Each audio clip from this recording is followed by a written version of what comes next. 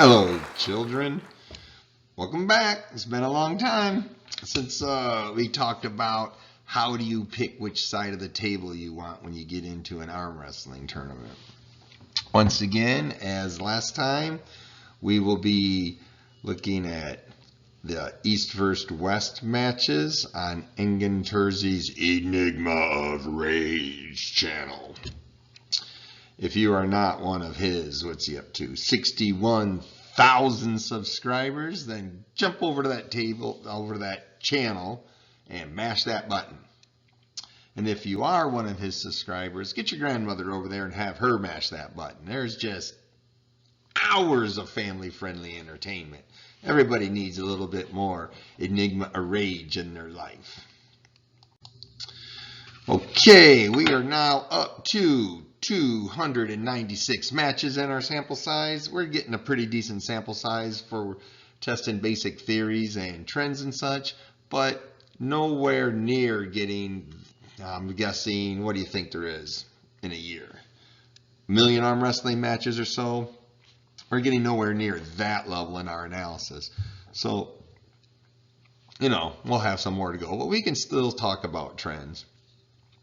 It looks like, as we were seeing last time, that if you're on the buckle side of the table, you're going to win less than half the time, even if there's not a buckle.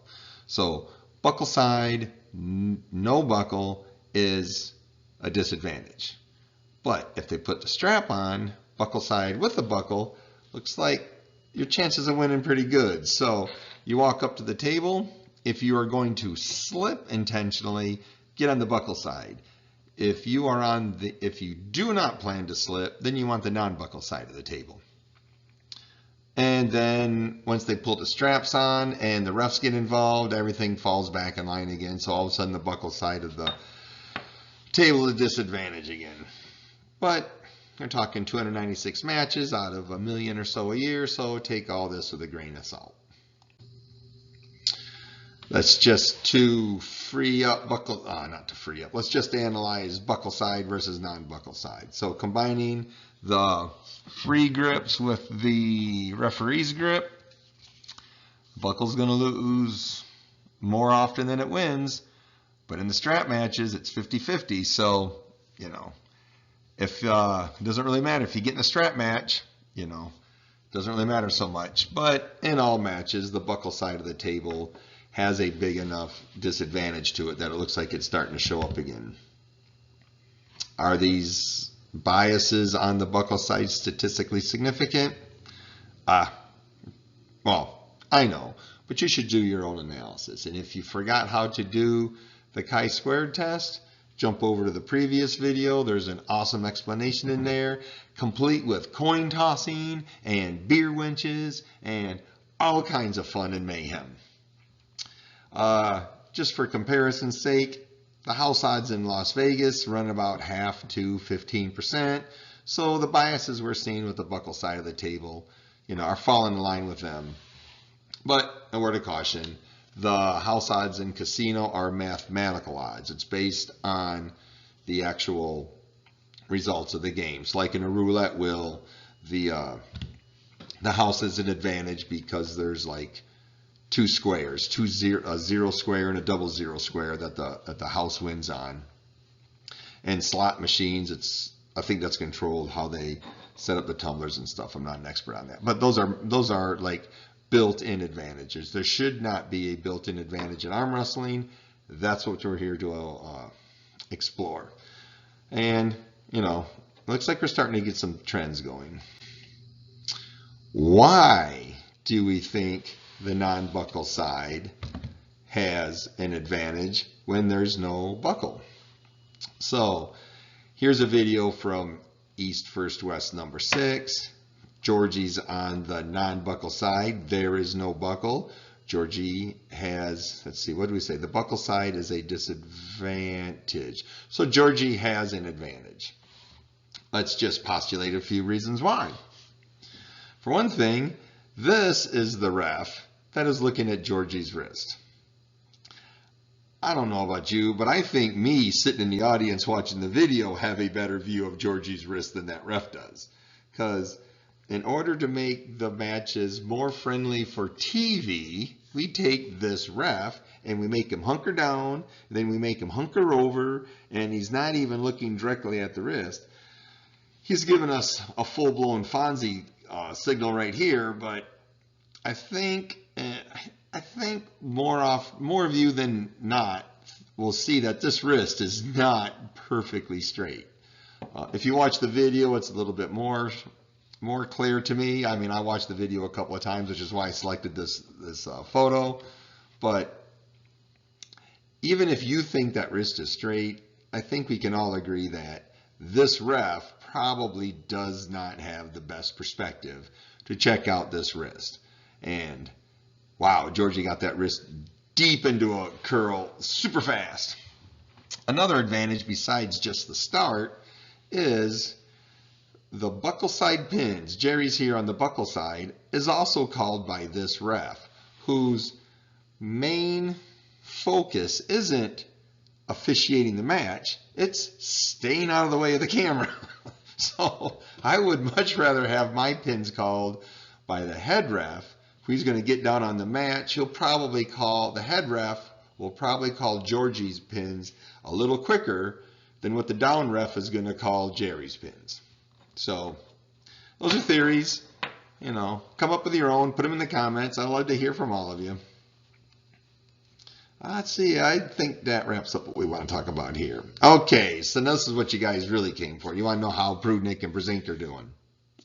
So, Evgeny Prudnik, we don't have a lot of matches here. What do we have? 8, 10, 15 matches, very small sample size. But if you're if you're Mr. Prudnik and there's no straps and you have the buckle, yeah, he wins half the time. 50-50. If there is no straps and he doesn't have the buckle, once again, 50-50. If he's in the straps and he has the buckle, it's about 50-50. I know it says 2-3, but you can't have half a match. So basically, I would call this, 2.5 to 2.5. So, 3 out of the 4 cases, Mr. Prudnik's 50-50 on it. Kind of lends to the theory that the buckle doesn't really matter.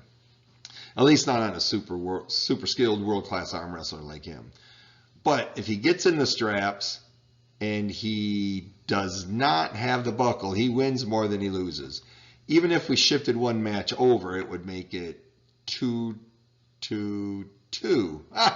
So maybe he's really not winning all that much, because a one-match bias, depending on the refs, could very easily happen out of 4 matches. So he's even kind of running 50-50 there. All his matches with the buckle, he's running about 4.5 to 4.5. All the matches without a buckle, he's running 4-2 or 3-3. He's kind of a 50-50 arm wrestler, meaning he's equally skilled on both sides, which is what we'd expect. He's a very versatile, very intelligent, super powerful arm wrestler. So, like I said, 15 matches, but Mr. Prudnik looks like he doesn't really care what side of the table he gets on. Hallelujah, go! This is the one you came for. This is when you guys are screenshotting right now. So Mr. Brzenk gets up to the table with no buckle on his hands. He's 3-0. Okay, looks like there's a trend there. But if he doesn't have the buckle, he's about 50-50, about 1.5 to 1.5. If he's in the straps with the buckle, he's about 2.5 to 2.5. So he's running 50-50 there. But boy, you put the straps on him, and if you're wearing the buckle, looks like John's got a definite bias there, man. 6-3. Even if you shuffled the match over there and made that 5-4, John still looks like he maintains an advantage in the straps without a buckle. And John is one of the guys who will routinely say the buckle matters. It probably clearly does to him. I'm not doubting that. Anyways, all his matches with the buckle, 5-3. I guess if you could shove one over there and make it 4-4. But all his matches without a buckle, 7-5. You move one, 6-6. He's still kind of trending 50-50-ish, if there's a plus or minus one match type thing. Of course, you could always shove one the other way, right? Make this 6-2. But basically, if you have heaven's favorite arm wrestler, and you have the buckle, you win more than you lose. And if you don't have the buckle, you win more than you lose. But what do we got? 10, 17, 20 matches. So a few more matches than the Prudnik ones, but 20 matches still isn't, it's not really good. You usually don't start doing statistical analysis till you get to 30, but pop your old chi-squared test in there and see how it's going, or just take it with a grain of salt. I don't know. Hope you found that was interesting, but we really didn't advance the cause any. So let's just see what we can do. By we, I mean I will talk to it, and then you guys either agree or disagree in the comments below. But what I propose we consider is bring back the coin toss for the table side on every match. You see it on most local tournaments. Most people don't fight it too much, but it seems like the TV matches, which is where I think all this down ref shenanigans came from, started getting away from the coin toss because they like people running out and going to one side. I really wish they would do all their hoopla and their shenanigans and their promotions and their stuff, and then just flip a coin and let the pullers pull a side, pick a side on which side they want to be on. That's kind of traditional and classic. That's really new. Let's get into something new. Let's also have a coin toss for the buckle. Not only do you flip a coin and you pick the side of the table you're on, but when the strap comes out, you flip the coin again and let people choose which side they want. So if there's a bias to the buckle and the table, at least you put an element of chance in there to kind of minimize that stuff. It's not going to take too much time. Coin toss goes pretty quick, and after a while you probably know which one. So, we could consider it. There's a lot of downtime in matches anyway. Some of those East versus West matches, to get to a best of 5, are running 46, 47 minutes. A coin toss isn't going to drastically increase that any. Here's another new idea. Minimize the referee's grip for the strap matches. What happens in most cases, arm wrestlers go up, they get a free grip, they fight, they can't get a grip, the ref comes in there, puts them in a ref grip, closes it, they arm wrestle, they slip apart, ref brings out the strap, don't currently coin toss again for the buckle, which they should, but they currently put the strap on, now the arm wrestlers are locked together, and they immediately go back into the ref's grip. Don't know why. Seems to me the strap is a significant enough change to the play that we could just let them try to negotiate a grip on their own again. Again, the excuse might be we're going to save time, but give them 30, 40 seconds. If they get a grip, simplifies everything, makes things look better, and it takes away a little of the inherent bias that the refs bring to the game. So that's all I got, children. If you like the video, leave a comment. If you don't like the video, leave a comment. So, love you guys. Love you girls. Bye. You too, Grandma.